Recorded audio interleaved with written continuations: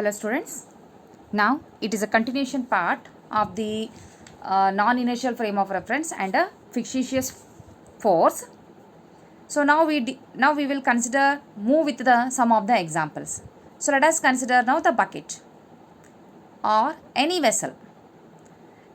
For this bucket, you are pouring the water to this bucket. How much you are pouring the water? That means you are filling a half of the bucket. Means a bucket is now half filled with the water. Now this bucket is under the stationary system. Stationary system means in which system? It is lying in an inertial system, that is an S. So in this condition what happens here? The surface of the water will be the flat here. When you take the bucket, to that bucket you fill with the water. Half of that bucket is now filled with the water and keep it under the rest position. So what happens here? The surface of the water will be under the flat surface. But now if this bucket is rotated, now you rotate the bucket in the rest system only, that is under the S frame only, then the surface of the water will changes here. Means it may parabolic shape will be there. This is the second case. Third case, now bucket is kept stationary. You are not disturbing the bucket, but the bucket is kept under the rotating frame, that is under the S dash. Is the surface of the water remains still flat here? No, you have kept the bucket under the rest position, but where you have kept under the rotating system. So therefore the surface of the water will be again in the parabolic shape. Why it is happening here?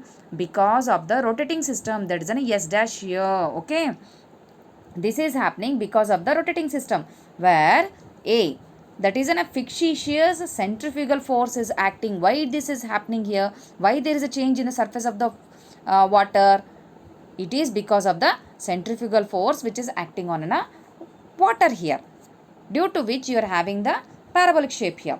Okay, so now let us consider a point mass which is denoted by the term M, and this point mass is under the rest, where in a system S dash here, this point mass is at the rest, S dash is under the rotation. So now in a rotating frame of reference, how much the acceleration will be there? The observed acceleration will become a 0 here.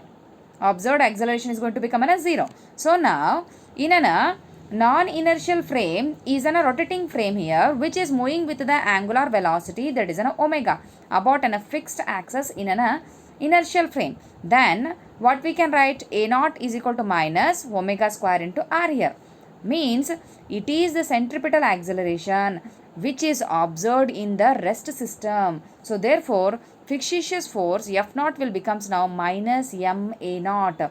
Therefore in place of a naught substitute this value. So this becomes now F naught is equal to m omega square into r here, because a naught is nothing but minus omega square into r here, where now this F naught is nothing but it is a centrifugal force here. But we know Fn is equal to Fi plus F naught here. What is the Fi?